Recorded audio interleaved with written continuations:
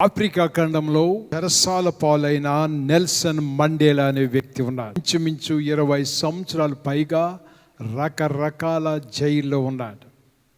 అది అవ్విన తరువాత అతను ఆఫ్రికా ఖండంలో ప్రజాస్వామ్యం ద్వారా ఎన్నికైబడిన ప్రథమ అధ్యక్షులుగా దేశానికి ఎన్నిక చేయబడి ఉన్నాడు.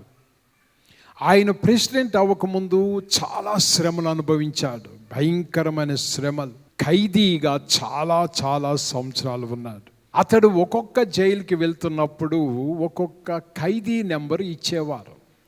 ఇంచుమించు 4 జైల్లో ఉన్నాడు. 4 చోట్ల 4 ఖైదీ నెంబర్లు ఇచ్చారు. 64వ సంవత్సరం కాబట్టి ఆ జైల్లో ఉన్న ఖైదీ నెంబరు 466.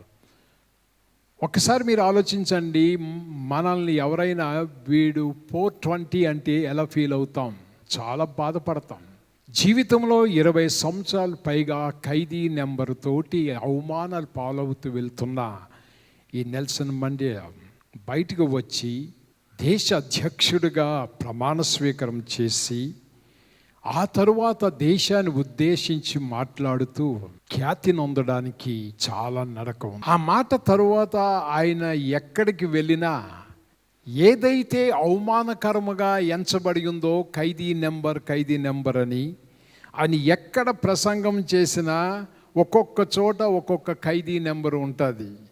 466/64 466/64 అనే నెంబరు అక్కడ అతను గర్వంగా చూపించుకున్నాడు. మన జీవితంలో కూడా చాలాసార్లు ఖైదీలుగా బందీలుగా ఉంటూ అవమాన పాలైపోతున్నప్పుడు దేవుడు ఆ ఖైదీ జీవితం నుంచి, ఆ బంధకం నుంచి బయటికి తెచ్చి ఎక్కడైతే మనం అవమానపరచబడ్డామో అక్కడే దేవుడు మరలా అదే పరిస్థితులు, అదే అనుభవాలతో దేవుడు మనల్ని పైకి తెస్తాడు.